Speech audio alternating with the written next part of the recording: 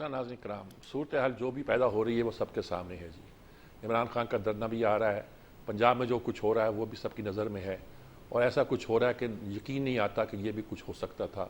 और बहुत से तबकों के बारे में, अफराद के बारे में, कुछ पार्टियों के बारे में बिल्कुल यकीन नहीं आता कि वो इस तरह बिहेव कर सकती थी।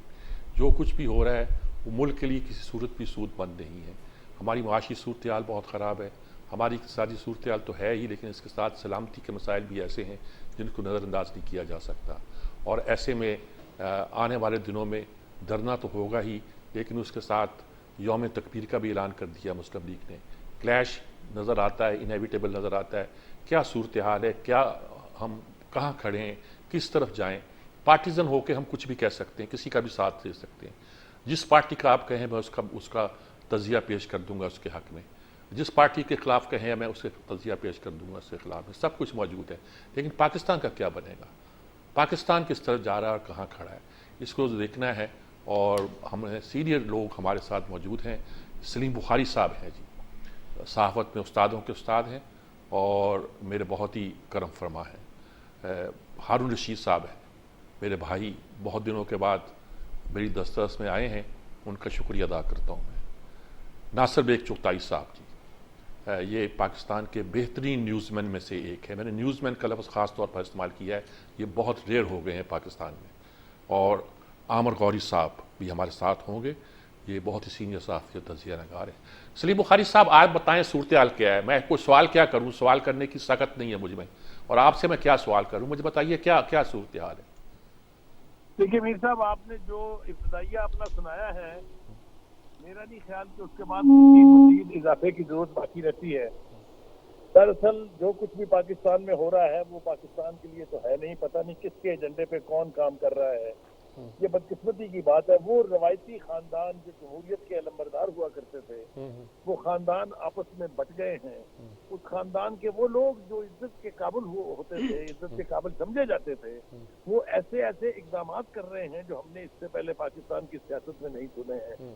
आप इमरान खान साहब से शुरू हो जाइए, जो कुछ उनके लोग कर रहे और कह रहे हैं वो किसकी खिदमत हो रही है मेरी समझ में तो नहीं आता। एक शेख रशीद नामी शख्स है जो खूनी मार्च की नवीद दे रहा है इस कौम को। जरा आप अंदाजा कीजिए मीर साहब, कभी आपने सुना कि इस तरह का मार्च करने वाले ये धमकियां दे रहे हों? कि धमकियां किसको हैं? पाकिस्तान को हैं, पाकिस्तान के अवाम को हैं, सियासी मुखालफिन को हैं, ये यानी एस्टेब्लिशमेंट को है। ये किसको धमकी दे रहे हैं? एक ही नहीं, जितनी मिसालें आप कहें मैं उधर से दे सकता हूँ। लेकिन बदकिस्मती की बात यह है कि किसी तरफ भी तो कुछ दुरुस्त नहीं है ना। यानी आप कल की अपोजिशन आज की हुकूमत को ले लीजिए, किस बेवकूफ ने कहा था इनसे कि इतने खौफनाक मुआशी बहरान के बीच आप ये पटा अपने गले डालें और फिर भुगतें। आप मुझे बताइए किधर गई सबकी विजडम? अब जो चीखें निकल रही हैं तो ये उस वक्त नहीं सोचा जा सकता था? क्या ये जरूरी नहीं था कि इमरान खान साहब को ये भी 1.5 साल पूरा करने दिया जाता ताकि उनकी सियासत तो दफन हो जाती एकदम से? लेकिन इनको जल्दी थी प्राइम मिनिस्टर बनने की, इनको जल्दी थी इक़्तिदार पे कब्जा करने की, और इक़्तिदार पे कब्जा भी मुकम्मल नहीं है, वो भी बटा हुआ है और बहुत सारे हाथों में बटा हुआ ये है। क्या कहानी है? अब ये कौन कर रहा है? हमारे फैसला साज, पॉलिसी साज, ये कन्फ्यूजन क्यों क्रिएट कर रहे हैं? जमीर साहब, पहले हमारे पास बहुत एक आसान नुस्खा होता था कि हम इसको ऐसे लोगों पर डाल देते थे जिनको हम मुख्तलिफ नामों से जानते थे। कोई गैबी हाथ कहता था, कोई खुफिया कुव्वत कहता था, कोई एस्टैब्लिशमेंट कहता था, कोई गैबी हाथ कहता था। अब तो वो भी नहीं है। अब तो ये मिलजुल के जो कुछ कर रहे हैं उनकी इज्जत भी एट स्टेक है। आप ये देखिए, ये अजीब यानी एक अजीब गैम्बट है जिसमें किसी की इज्जत, किसी की रवायत, किसी के कानून, कुछ की किसी की कोई गारंटी नहीं है कि किस वक्त किसका तमस्खुर उठ जाएगा। ठीक बात ये है। क्या मुआशरा है मीर साहब, आप खुद ही बताइए। मैं हारून रशीद साहब को भी शामिल करता हूँ। हारून रशीद साहब, आप क्या कहते हैं? आप बहुत खुल के बात करने के आदी हैं। क्या आप इस सारी सूरत हाल पर क्या तजिया करते हैं? आपने इमरान को करीब से भी देखा, डिटैच होकर भी देखा, और दूसरी सूरत हाल, दूसरे लोगों से भी आपका ताल्लुक रहा, वास्ता रहा, और उनको भी डिटैच होकर देखा। आप क्या क्या क्या क्या कहेंगे इस वक्त? देखिए, एक तो ये है ना कि गलत ब्लंडर बहुत हो गए, लेकिन उसमें मैं ये अर्ज करता हूँ कि गलतियां तो बहुत बड़े बड़े लोगों से हो जाती हैं। मतलब अक्का की जंग सलाउद्दीन अय्यूबी हार गया था, टीपू ने गलतियां की कि अपने गद्दारों को माफ करता रहा। सिराजुद्दौला ने, हम सब जानते हैं क्या गलतियां की, तनख्वाहें नहीं देता था वक्त पे और बहुत सी अपने वफादारों को झिड़कता था। गलतियां हो जाती, बड़े बड़े लोगों से, कामयाब हुक्मरानों से भी गलतियां होती हैं। गलतियों की वजह से ना कोई इंडिविजुअल तबाह होता है ना कोई कौम तबाह होती है, मगर गलतियों पर इसरार करने से, जिद करने से तो इदराक की सतह गिरती जाती है। अगर गलती की इस्लाह कर ली जाए, ये तो 10 अप्रैल को वाजे हो गया जब को लगभग 80 लाख आदमी बाहर निकल आए कि गलती हो चुकी है और गलती हो गई है तो फिर उसकी इस्लाह करनी चाहिए। तो मुज़ाकरात करने चाहिए थे, उसमें इस्टेब्लिशमेंट ने भी गलती की, जो अपोजिशन ने भी, जब हुकूमत है उसने भी की, खान साहब ने भी की। मतलब खान साहब से कई दफा मैंने जुबानी भी कहा, लिखा भी कि खान साहब अमेरिका से जो भी मामला करना है वो इक़्तिदार में आने के बाद ही आप कर सकते हैं ना। तकरीरों से तो अमेरिका का कुछ आप बिगाड़ नहीं सकते। फिजा में तलखी पहले ही बहुत है और खोल देंगे और एक नया महाज खोल लेंगे। हिकमत यार की यही गलती थी ना कि उसने बहुत से महाज खोले, पॉपुलर तो वो बहुत था। अच्छा, ये जो ये अपना फरमाया इन्होंने, ये इनको इक़्तिदार में आने की जल्दी थी, ठीक है, इक़्तिदार में आने की जल्दी तो किस लिए थी? अपने मुकदमात खत्म करने के लिए। अब ये बड़ी तल्ख हकीकत है। अब उसको ज्यादा मैं बात करूंगा तो लगेगा कि मैं फरीक हूँ। तो भाई करप्शन तो उन्होंने की है और डट के की है। हारून साहब, वो तो इन्होंने भी की है जिन पर भी मुकदमात नहीं बने और बनेंगे। नहीं, वो उन्होंने भी की है, उसमें मैं तो नाम लेके उसका उनके वफाकी वगैरह का कहता रहूँ कि फला फला वजीर ने किया। जुबानी भी मैं उस दिन मिला तो मैंने उससे कहा कि क्या तुम्हारे फला वजीर ने करप्शन नहीं की है? तो और क्या ये हमाकत कम है कि बुज़दार जैसे आदमी को 12 करोड़ के सूबे का वज़ीर आला बना दिया जाए, जिसको बावर्ची और चौकीदार भी नहीं रखा जा सकता? मैं माफी चाहता हूँ। ठीक बात है। अच्छा हारून साहब, मैं आपकी तरफ दोबारा आता हूँ। Let me complete the point. बात ये है कि गलतियां होती हैं, लेकिन अगर आप इतने रिजिड हो जाए कि अपनी गलती पर गौर करने के लिए तैयार हो, पहला जो इंस्टीट्यूशन अल्लाह ने तख्लीक किया वो तौबा का था। गलती तो हमारे जद्द अमजद से भी हो गई थी, जन्नत ही छोड़ दी, जनाब यूनुस मती से भी हो गई थी, लेकिन गलती की इस्लाह की जाती है ना। अब ये एक दूसरे को गंदी गालियां दे रहे हैं, मीडिया सेल बनाया गंदी गालियां देने के लिए, कैरेक्टर असैसिनेशन कर रहे हैं, होश खो चुके हैं, हिजान में हैं। कैसे हिजान में? तजिया ही पॉसिबल नहीं होता। इस्लाह अहवाल क्या है? इस्टेब्लिशमेंट ने कमाल किया कि भाई आप पीछे हट रहे हैं तो खाना खाली रह नहीं गिरे, उसको अमेरिका ने पुर किया और हम सब जानते हैं कि अमेरिका ने किस के जरिए किया। और एक बात मैं आपसे कहूँ, मेरी अक्ल ये बात नहीं मानती कि पैसे कराची के किसी आदमी ने खर्च किए हैं। जो ईरान में रिजीम चेंज के लिए $500 मिलियन सालाना खर्च करते हैं, उन्होंने किए होंगे। चलिए वो ये देखते हैं, अभी आपकी तरफ आते हैं। आप बहुत इंपॉर्टेंट नुकात बयान कर रहे हैं, ईरान की रिजीम चेंज के हवाले भी दे रहे हैं कि चेंज करने के लिए कितना पैसा खर्च करते हैं। नासिर बेग चौथाई साहब मैं बात करूंगा। इस वक्त इमरान खान साहब भी ऐलान तो कर चुके हैं कि 25 तारीख को वो लॉन्ग मार्च करेंगे। अगर वो 25 को करेंगे तो 28 को मुस्लिम लीग नून पहले अनाउंस कर चुकी है कि वो यौम तकबीर मनाएगी, वो दिन जब पाकिस्तान ने एटमी धमाका किया था। नासिर बेग चौथाई साहब, आप इस सूरत हाल पर जहाँ हम खड़े हैं और अपने दोस्त साथियों की राय भी आपने सुनी है, आप क्या कहेंगे?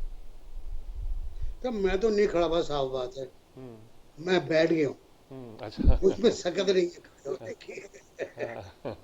लेकिन साहब, मैं एक बात अर्ज करना चाहता हूँ कि मैंने अपने इस प्रोफेशन, और लंबा प्रोफेशन है, बचपन से ही सहाफत में हूँ, इतने बड़े बड़े वाकयात देखे हैं, इतने बड़े बड़े इवेंट्स देखे, हमारे भी सदी से ज्यादा हो चुका है जनाब इस काम में। बिल्कुल हैपनिंग्स देखी है मैंने, आपने देखी है, हमने देखी है, माशाल्लाह आते हुए देखा है, माशाल्लाह जाते हुए देखा है, जहाज फटते हुए देखा है, प्राइम मिनिस्टर को फांसी होते हुए देखा है, लेकिन इतना गंदा खेल मैंने आज तक नहीं देखा। मुल्क टूटते देखा है। मुल्क टूटते देखा जनाब। मुझे याद है मेरे साहब कि मैं उस जमाने में स्टूडेंट था, मेरे अब्बा नया लाए थे रेडियो खबरें सुनने के लिए, और जब वो खबर आई ना कि ये हो गया है, तो उन्होंने वो नया रेडियो उठा के पटक के मार दिया और कमरे में जाके बंद हो गए 4 रोज तक। तो हम तो उन लोगों की वर्षा लेके चल रहे हैं, लेकिन जो कुछ देखा हमने उससे आज जितना गंदा हुआ है, जो हो रहा है, मुल्क को भी खतरा है, आवाम को भी खतरा है, सलामती को भी खतरा है, इकोनॉमी तो खड्डे में जा चुकी है। कश्मीर भूल गए हम, फलस्तीन भूल गए हम, कश्मीर के तो हम सफीर थे ना, हमने सिफारतकारी भी सही नहीं की, हमने अपने अवाम को वो मुकद्दर फराहम नहीं किया जिसका हमने वादा किया था। हम जिन वादों पर आए थे, देखिए मैं न्यूज़ का आदमी हूँ, आपने जैसे कि बताया, तो मैं न्यूज़ पर ही बात करूंगा। कोई शक नहीं। मैंने ऐसी कोई खबर नहीं देखी कि जिनमें कोई वादा पूरा किया गया, कोई अवाम को सहूलत फराहम की गई हो। 3 सालों में अवाम पर भार लादा गया, अवाम पर बोझ लादा गया। और अब जो सियासत चल रही है वो निरी ख्वार है, निरी ख्वार सियासत है। एक उसको गाली दे रहा है बहन की और माँ की, एक उसको गाली दे रहा है बाप की और माँ की। आप अंदाजा लगाइए क्या हम कहाँ चले गए, हम किस जगह खड़े हैं। हमने भुट्टो का जमाना भी देखा है, जब भुट्टो साहब भी ये काम किया करते थे और जवाब में उनको भी हिंदू कहा गया था, उनका शिजरा भी लाया गया था, लेकिन वो एक तरीके से होता था। वो एक ये नहीं था कि आप डिवाइड कर दें कौम को, आपने कौम को डिवाइड कर दिया, आपने 2 सूबे के 3 हिस्सों में बढ़ गया। आज पंजाब असेंबली में क्या हुआ है, आज अरकान असेंबली को अंदर जाने नहीं दिया गया, अब वो कोर्ट चले गए और दोबारा उन्होंने फाइल कर दिए। तो ये जो रिवायतें नहीं बन रही हैं, हाँ, ये बहुत खतरनाक है। और मैं बिल्कुल ऐसी रवायत जो पहले एग्जिस्ट नहीं करती थी वो पैदा हो रही है। मैं आपकी तरफ दोबारा आता हूँ जी। हमारे पास आमिर गौरी साहब मौजूद हैं, मैं उनका तारुफ करा चुका हूँ, बहुत सीनियर और बहुत मजे हुए तजिया नगार हैं। उनसे पूछते हैं उनकी राय क्या है जी। आमिर गौरी साहब, क्या इस सारी नक्शे पर आपने साथियों को भी सुना, आपने आप क्या महसूस करते हैं? मैं तो बिल्कुल, नासिर बेग चौधरी ने कहा, मैंने कहा कहाँ खड़े हैं, उन्होंने कहा मैं तो बैठ गया हूँ। अपना भी यही हाल है कि समझ नहीं आ रहा कि आने वाले दिनों में क्या हो रहा है, कैसे हो रहा है। आप लोग तो बैठे हुए हैं, मैं यहाँ इस्लामाबाद में हूँ, मैं तो लेट गया हूँ। अच्छा, इस्लामाबाद की खबर दें फिर हमें क्या है। यकीन करें, इट्स अ शेमफुल स्पेक्टर उन लोगों के बारे में जो अपने आप को पॉलिटिशियंस कहते हैं। ये पॉलिटिकल डायनासोर्स हैं, इनकी जहनियत जो है ना ये फॉसिलाइज्ड हो चुकी है। ये वादे करते हैं, इनकी ख्वाहिशात जो हैं वो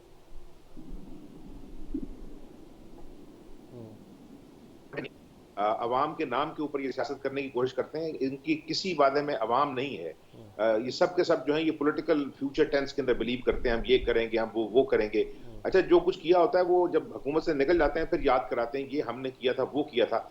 लेकिन ये सारे के सारे लोग जो हैं इनकी अपनी जो जाती ख्वाहिशात हैं और जाती मफादात हैं, ये उससे आगे देखने की हैसियत ही नहीं रखते। और मैं आपको बताऊं, ये जो एक के बाद एक इलेक्शन हुआ है और उसके बाद जिस तरह पर्सनैलिटीज जो है ना, अगर मैं इस्तेमाल करूं, हो सकता है मेरे दोस्त इससे जो है वो इख्तलाफ करें, एक के बाद इन्होंने दूसरा पॉलिटिकल मॉन्स्टर क्रिएट किया है। एक मॉन्स्टर क्रिएट करने वालों ने और एक मॉन्स्टर को कट करने के लिए एक दूसरा मॉन्स्टर, फिर उसको बिठाते हैं तो तीसरा, फिर चौथा, और दरमियान में साइड लाइन पे इन्होंने और भी लोग बिठाए हुए कि अगर ये सारे हाथ में ना आए तो फिर किसी और जो है तबके को मतलब मजहब का कार्ड इस्तेमाल करते हुए सड़कों के ऊपर ले आए, कभी किसी और का। ये मुल्क चलाना नहीं चाहते, यकीन करें। ये मुल्क आहिस्ता आहिस्ता 4 मुल्क जोग्राफिकली, लेकिन उन सब की अपनी अपनी ख्वाहिशात हैं, उनकी ज़बानें अपनी हैं। आप यहाँ से पेशावर चले जाएं, आप उनकी ज़ुबान नहीं समझते। बलूचिस्तान चले जाएं, ज़ुबान नहीं समझते। वो हमारी ज़ुबानें समझते हैं, अपने आप को छोटे सूबे कहते हैं। लेकिन जिन लोगों को पावर दी गई है वो यकीन करें, वो स्कूटर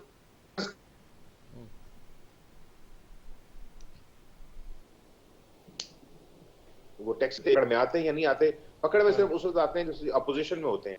अब ये देखें ना, जो इंटरव्यूज चल रहे हैं उसके अंदर हमने ये देखा है कि उनके करीबी साथी बैठ के जितने बड़े इल्जाम लगा रहे हैं, लेकिन उसके ऊपर कोई सुओ मोटो नोटिस नहीं है। एक अजीबो गरीब, मैंने एक दफा टर्म यूज की थी, अब मैं दोबारा आपके प्रोग्राम में कर देता हूँ। बचपन में हम देखा करते थे लकी रानी सर्कस लगता था। यकीन करें अब लगता है ये अनलकी पाकिस्तानी सर्कस है।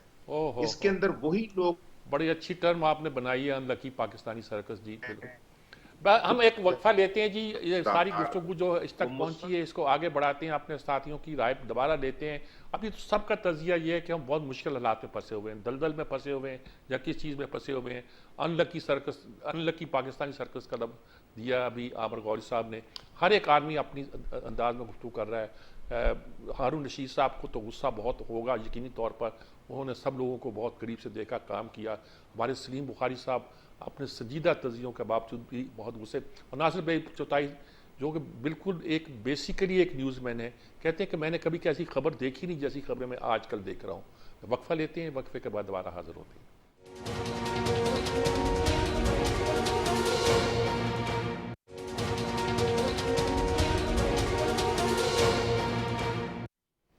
नाज़रीन का हमने एक राउंड लिया और देखा कि सब तकरीबन एक ही तरह सोच रहे हैं।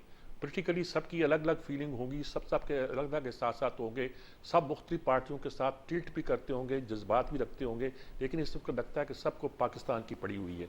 पाकिस्तान की फ़िक्र है कि इस मुल्क का क्या बनेगा, मईशत का नहीं, सलामती का क्या बनेगा, बका का क्या बनेगा, और हम जो इस मुल्क में रहते हैं, इस मुल्क के शहरी हैं, बशिंदे हैं, ये क्या अपने आप को ये महसूस कर सकते हैं कि हम एक मजबूत मुल्क के अंदर या कम से कम एक महफूज मुल्क के अंदर मौजूद हैं।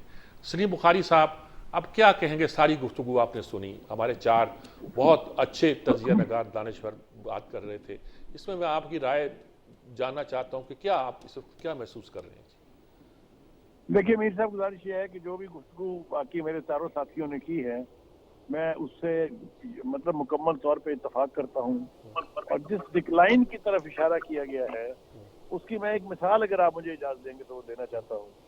देखिए, इमरान खान साहब की पॉपुलैरिटी जो है वो एक पर्सनैलिटी कल्ट में कन्वर्ट हो रही है। ठीक है, मुझे कोई एतराज नहीं है इसके ऊपर, होनी चाहिए, वो बहुत पॉपुलर लीडर होंगे, लेकिन उनके तकब्बर, खुद नुमाई और खुद सिताई का आलम ये हो जाएगा कि वो अपने एक पॉलिटिकल राइवल की बेटी के बारे में ये कहें कि मेरा नाम तुम जिस जज्बात और जिस जुनून से लेती हो, ऐसा ना हो तुम्हारा शौहर नाराज हो जाए। ये उनको ये कॉम्प्लेक्स है अपने बारे में कि उनके जलसों में आने वाली खवातीन, चाहे वो माएँ हैं, बेटियां हैं, बहनें हैं, वो सब उनके इश्क में गिरफ्तार है। इसी तरह घर में बैठी हर औरत उनके इश्क में गिरफ्तार है। ये हमने कभी नहीं देखा। मीर साहब मुझे बताइए, आज तक छोटे से छोटे सियासतदान से लेके बड़े से बड़े सियासतदान ने कभी इतनी घटिया गुफ्तगू पहले की है? फिर उसका जवाब आया, आपने जवाब सुना मौलाना फजल रहमान ने क्या कहा? जी जी जी जी जी, मैं दोहराना भी नहीं चाहता आपके प्रोग्राम में। सही बात है, आपकी सही इज्जत बात है, है। हमारे दिल में आपका एहतराम है, और मैं लोगों के जज्बात से भी मतला हूँ, इसलिए मैं वो दोहरा नहीं रहा हूँ। लेकिन फिर बात यहाँ तक पहुंचेगी ना मीर साहब, ये हम क्या कर रहे हैं? ये कौन सी सियासत है? ये किसकी खिदमत कर रहे हैं हम? लेकिन मुश्किल की बात यह है, मुसीबत की बात यह है कि सुनने वाले उस जलसे में से कोई एक आवाज आई आपको कि किसी ने कहा हो कि इमरान खान साहब तो अकल की बात करें, को अकल को हाथ से ना जाने दें? ये हमारा डायलेमा है कि हम सियासत के मकासद हासिल करने के लिए, अपने पॉलिटिकल इंटरेस्ट के लिए कुछ भी कुर्बान करने के लिए तैयार हैं। न किसी की माँ बेटी की शर्म रही है। ये सूरत हाल किसी सूरत काबिल कबूल नहीं हो सकती।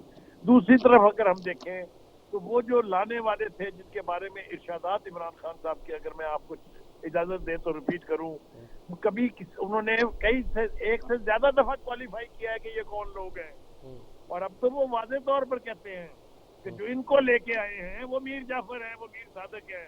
मीर साहब, प्राइमरी जमात के बच्चे से पूछ लीजिए, उसको पता है ये किसको एड्रेस कर रहे हैं। क्या कभी पहले ये हुआ था? क्या सियासी दुश्मनियां इस नौबत तक पहुंची थी?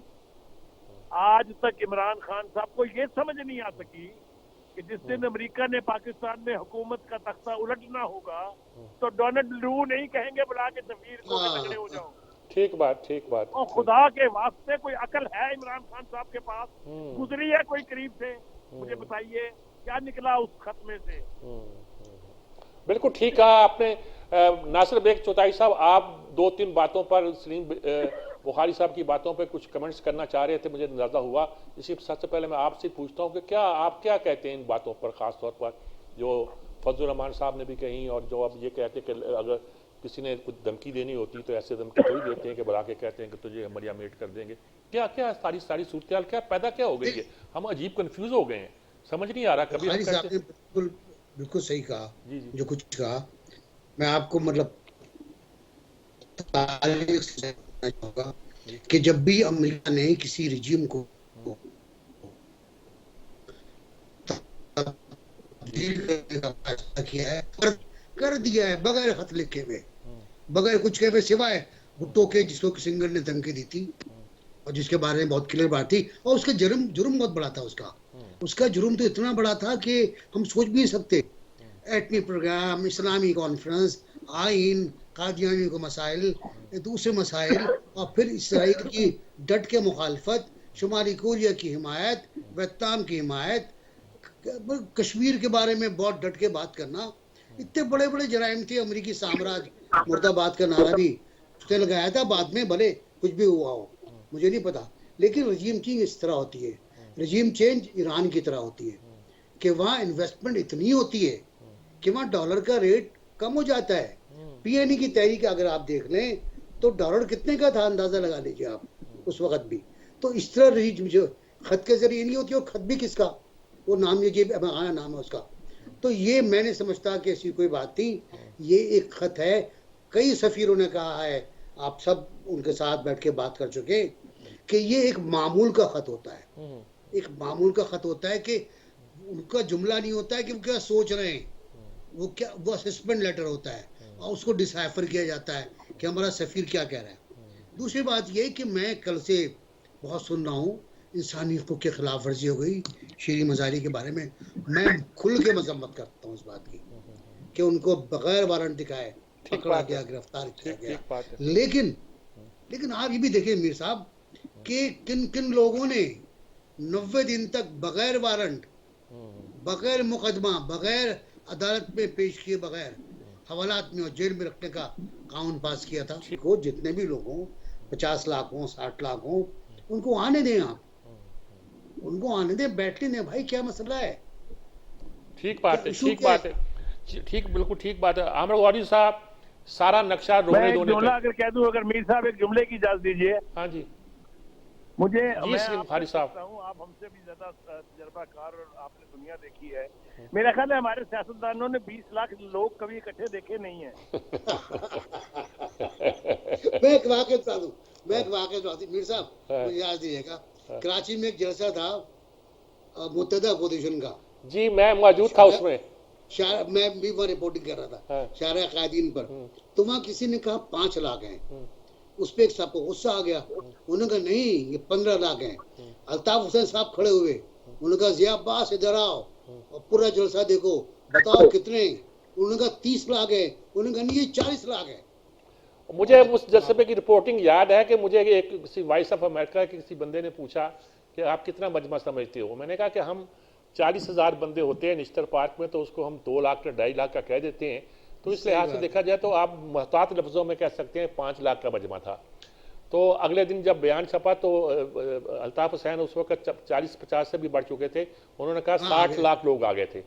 तो ये तो हमारे यहाँ होता है। ठीक कहा जी, 20 लाख देखें जी। आमिर गौरी साहब, सारी गुफ्तगू सुनी। मैं साहब ये कहना चाह रहा था कि देखें, ये जो हमारे 70-70 साल के नन्हे बच्चे हैं ना, जो ये सियासत कर रहे हैं, इन्हें 2-3 चीजें सीखनी पड़ेंगी कि ये पाकिस्तान जो है इसको नेशन स्टेट के तौर पे बनाया गया था। इनकी मिसालें जो है वो मीर जाफर की और मीर सादिक की और टीपू सुल्तान की और सिराजुद्दौला की हैं, और फिर उससे भी पीछे जाती हैं। वो रियासत मदीना बनाना चाहते हैं एक दिन, फिर उनको चीन का मॉडल अच्छा लगता है, फिर वो अमेरिका की सियासत में आ जाते हैं, फिर उन्हें स्कैंडिनेविया अच्छा लगता है। दूसरे लोग जो हैं, यकीन करें, पिछले 3-4 साल में नहीं बल्कि पिछले 10 साल में जितना कुछ पॉलिटिकल केओस जो है ना, वो हम लोगों ने भी मचाया है। हमें मतलब भी बस एडमिट कि हर शाम को मुख्तलिफ टेलीविजन के ऊपर, और मेरा ख्याल अगर हिंदुस्तान को छोड़ दें तो मैंने सारी दुनिया में इतने टेलीविजन किसी एक मुल्क में चलते नहीं देखे जहाँ पे सीनियर तज्जियाकार शाम को बैठ के, जिन्होंने शायद, मतलब मैं सारों की बात नहीं कर रहा, बहुत मोहतरम है मेरे लिए बहुत से लोग, लेकिन इनमें इनसे लोगों ने, बहुत सारे लोगों ने बैठ के ये कहा था कि इमरान खान जो है वो इस मुल्क की आखिरी उम्मीद है। तो हम जब ये कहते थे कि भाई Pakistan sell by date product नहीं है, खुदा ना खास्ता इसने 2025 में खत्म नहीं हो जाना, 2030 में खत्म नहीं हो जाना, हम खत्म हो जाएंगे। गवर्नमेंट्स इन परपेचुइटी होती हैं, लोग आते जाते रहते हैं। लेकिन इन्होंने इस हीरो को इतना ज्यादा तराशा, और जब हम कहते थे कि हम इस आदमी को 25-30 साल से तो पर्सनली जानते हैं, इसकी सियासत में खड़े रहे हैं, इसके अस्पताल के लिए हमने पैसे इकट्ठे किए हैं, इसकी यूनिवर्सिटी के लिए पैसे इकट्ठे किए हैं, पाकिस्तान और पाकिस्तान से बाहर, इसलिए कि ये हमारा हीरो था। लेकिन इसको सियासत नहीं आती, ये पब्लिक आदमी नहीं है, ये पीपल्स पर्सन नहीं है। He does not shake hands with people, he does not hug them. और ये पर्सनल ट्रेट्स हैं, ये अच्छी या बुरी बात नहीं है, लेकिन नहीं, उन्होंने कहा कि ये हीरो जो है ये इंशाल्लाह देखें आपके साथ क्या करता है। 3.5 साल में इस मुल्क का जो हाल हुआ है, अब इल्जामात दूसरों पे हैं कि ये ठीक नहीं कर सकते, वो दूसरे भी तो, जिस तरह मैं दोबारा लफ्ज़ इस्तेमाल करूंगा जो बुखारी साहब ने कहा था कि ये तो एक एक्सट्रीम कल्ट है, लेकिन बाकी भी कल्ट ही हैं। उनमें से उनके एक दो लोगों को फारिग कर दें तो पॉलिटिकल पार्टीज जो हैं ये मतलब पिछले 50 साल में इन्होंने जड़ नहीं पकड़ी, इन्होंने पिछले 70 साल में जड़ नहीं पकड़ी, इन्होंने अपने सबक नहीं सीखे मुल्क टूटने से, लोगों के मरने से। सूबे जो हैं उनके अंदर, अभी जब मैं ट्रैवल कर रहा था केपी के बाज़ इलाकों में, बलूचिस्तान के बाज़ इलाकों में, जमहूरियत तो है नहीं हमारे यहाँ जी, जमहूरी पार्टियां तो है नहीं, से उन्हीं हालात जमहूरियत कहाँ नहीं जाएगी पता मीर यकीन कर सजाद मीर साहब के पार्टियों में इंतखाबात नहीं होते, या पाकिस्तान जी पार्टियों में इंतखाबात नहीं होते, बिल्कुल लोग कैसे रहते हैं। हाँ, और ये जो इस्लामाबाद में आ जाते हैं ना लोग, ये यकीन करें ये कर जाते हैं पाकिस्तान से। हम ये कहते हैं पाकिस्तान फैजाबाद से शुरू होता है, जहाँ से रावलपिंडी शुरू होता है। ठीक बात ऐसे है। मैंने लोग देखे हैं, उस पर मेरी अपनी राय है, बड़ी मजे की राय है, लेकिन इस वक्त मैं उसको बयान नहीं करना चाहता। बहरहाल हमने बड़ी इस पर डिस्कशन की, अब इसका आखिरी जब कंक्लूड करने की तरफ बढ़ना है। हारून साहब हमारे साथ लाइन पे आ गए, उनसे बात कर। हारून जी साहब क्या कहेंगे? सारे रोना रो रहे हैं मुल्क का जी, और सब कह रहे हैं कि जी जो कुछ हो रहा है कभी देखा ना सुना, ना माजी में देखा। आपने भी 70 के इलेक्शन देखे, 71 को देखा, उसके पहले भी हालात देखे, मादे मिल्लत के इलेक्शन से चलते चलते स्टूडेंट लाइफ में देखे। क्या इस पर कहाँ पहुंचे हुए हम? नहीं, देखिए वो बज़ाहिर तो ये है ना कि जी बहुत कन्फ्यूजन है, ये ठीक है, इवेंट्स ने टेक ओवर कर लिया है, हिस्टोरिकल फोर्सेस अनलीश हो गई हैं, लेकिन अगर आप बुनियादी सवाल देखें तो वो ज्यादा पेचीदा नहीं है और हल भी बहुत पेचीदा नहीं है। बिल्कुल सामने की बात है कि इलेक्शन होने चाहिए, इलेक्शन होगा तो मसला हल होगा। ये जरूर है कि इलेक्शन से पहले तलखियां कम करने के का वो को एहतमाम करना चाहिए और रूल्स ऑफ गेम तय करने चाहिए, गाली गलौज बंद होनी चाहिए। जाहिर है एस्टेब्लिशमेंट ही इसमें वो इनिशिएटिव लेना पड़ेगा, डायरेक्ट न ले तो कुछ लोगों के जरिए ले। बात हो रही है, वैसे मैं कुछ लोगों से मिला हूँ जो बात कर रहे हैं, अमेरिका से भी बात हो रही है। ये बात सही नहीं है कि कोई गुफ्तगू नहीं हो रही, अगर बाहर लोग ये समझते हैं। इमरान खान खुद नहीं कर रहे, दूसरे लोगों के जरिए कर रहे हैं। और आज उन्होंने बिल्कुल वाज़ेह मैसेज दिया है कि एस्टेब्लिशमेंट गैर जानबदार है तो अपनी गैर जानबदारी पे कायम रहे। और ये अपना सिविल सर्विस वाले भी, डिस्ट्रिक्ट मैनेजमेंट के लोग भी, और पुलिस भी, और दूसरे अदारे भी, गुफ्तगू अगर हो जाए, अगर नीयत मसला हल, अगर तो नीयत है मुखालफ को हर हाल में तबाह करने की, फिर तो कुछ इलाज नहीं है जब तक ये ज़हनी कैफियत रहेगी। और अगर मसला हल करना चाहते हैं तो बिल्कुल वही फार्मूला है नेल्सन मंडेला का वाला, ट्रूथ एंड रिकंसिलिएशन। नहीं, इमरान खान साहब डंडा उठा कर न खड़े रहें, वो एहतसाब वाहिद एजेंडा कभी नहीं हो सकता। एहतसाब एजेंडे का एक हिस्सा हो सकता है और वजीर आजम नहीं एहतसाब करता। एहतसाब अदालतें करती हैं, पुलिस का निज़ाम करता है, FIA वगैरह ने इंस्टीट्यूशन बना दिया होता। वो एक पागल सा उठा ला है, माफी चाहता हूँ, शहजाद अकबर, और वो अपना नैब में भी आपको पता है किस तरह का निज़ाम था। अगर करीने से बात करें और ज़ाब्ते तय कर लें तो सवालात बुनियादी तौर पर 2-3 ही हैं और जवाब भी उनका वाज़ेह है। एक सलीके के इलेक्शन हो जाए, उधर वो कोई तलाल चौधरी है, और मरियम भी तकरीबन तलाल चौधरी बन चुकी हैं, और भी इसी तरह के लोग हैं, ज्यादा नाम कह लें, उधर शेख रशीद साहब हैं, और वो अपना क्या है, वो अपना शहबाज गिल साहब हैं। ये इस तरह मामलात नहीं चलते। ठीक बात है। संजीदा लोगों को वो भेजें, खुद उनकी पार्टी के लोग मुतमिन नहीं है उनसे, जिनको उन्होंने मुज़ाकरात के लिए खान साहब ने भेजा है। ठीक वो बात भी, है। ये भी मुस्लिम लीग वाले भी ये संजीदगी इख्तियार करें। और अगर जरदारी इस मुल्क की सियासत चला रहा है, मैं नाम नहीं लेना चाहता था, तो फिर अल्लाह ही मालिक है भाई। ये तो मैकियावेली की सियासत पे तो अमल नहीं हो सकता ना। ठीक बात है, ठीक बात है, ठीक ठीक है बात है नहीं? हारून रशीद वो तो साहब। कोई ना कोई आपको एक संजीदगी, एक मुस्बत अंदाज़े फिक्र, बड़े से बड़ा मसला हल हो सकता है। और यही अरब था ना जिसमें 5 करोड़, तारीख आलमगीर जंग में भी कई करोड़ आदमी मर गए, दूसरी में भी। आखिर उन्होंने यही अमेरिका था ना जिसमें आजादी के 91 बरस के बाद खाना जंगी हो गई थी। ठीक है। लेकिन जब आप तय कर लेते हैं, अमेरिका के इससे बड़ा क्राइसिस नहीं है खाना जंगी से, ये सेकेंड और फर्स्ट वर्ल्ड वार से बड़ा क्राइसिस नहीं है। ठीक बात। ठीक अगर आप ये तय करना चाहते हैं तो फिर हिजान न फैलाएं और तलखी कम करें, पहले मरहले में बैठ के बात करें। एहतसाब के अदारे हों अदल करने के लिए, इंतकाम लेने के लिए नहीं। ठीक बात और है। ये जो बड़े बड़े लीडर इतनी घटिया जुबान इस्तेमाल कर रहे हैं, इससे बाज आए। इससे ये कौम को तो नुकसान पहुंचेगा ही, ये खुद से फना हो जाएंगे। मुझे तो ऐसा लगता है कि 5-7 वर्ष के बाद इनमें से एक भी नहीं होगा। ठीक बात है जी। बस आपकी बात यहाँ बड़ी जामे और कंक्लूसिव है। एक वक्फा लेते हैं, वक्फे के बाद हम बात को कंक्लूड करने की कोशिश करेंगे। एक वक्फे के बाद हाजिर होते हैं।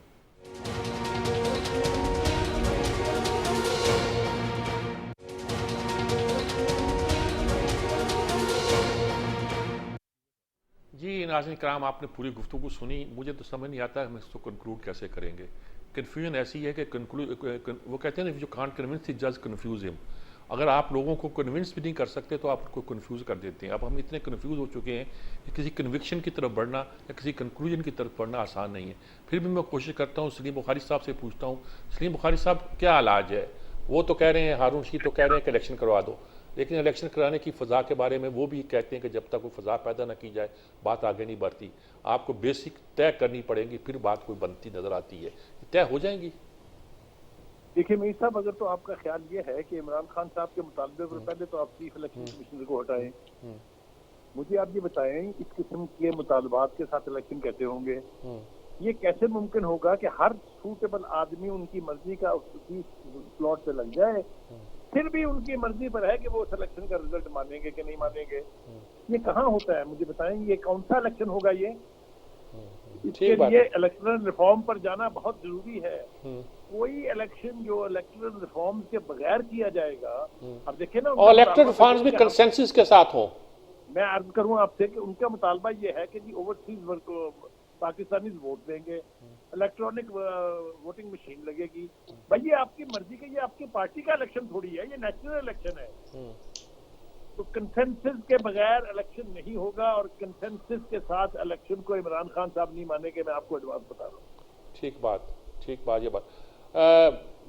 नासिर बेग चौथाई साहब, आप क्या कहेंगे? बहुत दिनों देर से आप खामोश हैं, आपकी बात सुने, आप क्या कहते हैं? सर मैं तो असातिज़ा की गुफ्तगू सुन रहा हूँ और मजे ले रहा हूँ। मैं कितने ख्वाब हैं, कितनी ख्वाहिशें हैं, हर एक ख्वाहिश पे दम निकले कि बात हो जाए, मुज़ाकरात। कौन मुज़ाकरात करेगा भाई? इमरान खान ने 3.5 साल तक हाथ तक नहीं मिलाया किसी से, बात तक नहीं की है। सबको वो अछूत समझता रहा है, सबको समझता रहा है कि ये गधे, इनसे बात नहीं करूंगा मैं। हत्ता के पब्लिक अकाउंट कमेटी के चेयरमैन के इंतखाब के मौके पर चीफ इलेक्शन कमिश्नर का नाम खुद दिया उन्होंने पर्ची पर लिखकर। उसके इंतखाब के मौके पर भी बात नहीं की उन्होंने। तो अब क्या बात करेंगे वो? अब इमरान खान बातचीत के लिए तैयार नहीं है, उन्हें बातचीत करना नहीं आती। वो एक मोटिवेटर स्पीकर है। मैं आपको चैलेंज कर रहा हूँ मीर साहब, गुज़श्ता 3.5 साल प्लस 2 साल, 5.5 साल की तकरीर उठा लीजिए, एक तकरीर चल रही है, सिर्फ एक तकरीर है, उसमें कोई डिविजन नहीं आया सिवाय मरियम के बारे में जो नए जुमले आए हैं वो हैं। अमेरिका के साजिश के बारे में आ गया, अमेरिका की साजिश, मरियम, इसके अलावा और नया क्या है? तो मुज़ाकरात कौन किससे करेगा? आज आसिफ जरदारी की तरफ से जिनको मुकाबले कराएं हारून रशीद साहब, हर आदमी का अपना अपना मुकाबले होता है, हर आदमी का अपना अपना शहजादा होता है, लाडला होता है। तो वो हो सकता है इनका मुकाबले जरदारी हो। जरदारी साहब ने मुलाकात की थी शहबाज शरीफ साहब से और उससे कहता भाई तय कर लें आप करना क्या है। आपको इंतखाबात में जाना है तो इंतखाबात में चले चलते हैं, आपको रिफॉर्म करनी है तो फिर रिफॉर्म के लिए हम आगे जाएंगे, पीछे नहीं हटेंगे। तो ये बातचीत मेरे ख्याल है अगले 48 घंटे वो हमें कोई फैसला हो जाएगा। उन्होंने 2 टोक जवाब मान लिया है और ये जवाब भी किसी से बातचीत करने के बाद मांगा गया है। इमरान खान की बातचीत जारी है। अच्छा, तो प्रोफेसर खट्टक के फोन पर हो। आपने तो इन्फॉर्मेशन भी दी, न्यूज़ मैन है ना, आकर इन्फॉर्मेशन दी आपने, बहुत अच्छा। हारून रशीद साहब क्या कहेंगे आपको कि मुज़ाकरा तो इमरान खान तैयार ही नहीं होता बात करने में? नहीं, क्यों नहीं तैयार होगा। मेरी राय मुख्तलिफ है। गुजारिश ये है कि इमरान खान को इक़्तिदार चाहिए या नहीं चाहिए। अगर उसे इक़्तिदार चाहिए तो वो मुज़ाकरात भी करेगा, बाज़ चीज़ों में नरमियाँ भी इख्तियार करेगा। और अगर नहीं करेगा, कोई आदमी ऐसी जिद पे कायम हो, ऐसे मुतालबात पे डट के खड़ा रहे जो बिल्कुल ही गलत हो, तो फिर नुकसान उसी को पहुंचता है। हर एक को थोड़ा सा पीछे हटना होगा। ये जो मेंटेलिटी है ना कि मैं दूसरे को खत्म कर दूं, वो उसने निक्सन से पूछा था रैगन ने कि मैं क्या करूं। रैगन हालांकि उससे ज्यादा पॉपुलर प्रेसिडेंट साबित हुआ, तो उसने कहा भागने का एक रास्ता देना चाहिए, अपने हरीफ को पीछे हटने का रास्ता देना चाहिए। वो खान साहब के अप्रोच जो नाकस है, मैं एग्री करता हूँ इस बात पे। ठीक बात है, ठीक बात है। कि ये जो है ना कि बिल्कुल ही आप दूसरे को फनाई करना चाहिए। अगर किसी को दीवार से लगाएंगे तो झपट पड़ेगा। मामला क्या है, एक मिनट, नवाज शरीफ साहब का मामला क्या है, मैं आपको पूरी जिम्मेदारी से कह रहा हूँ कि जो उनके मामला तय हुए उससे वो मुकर गए।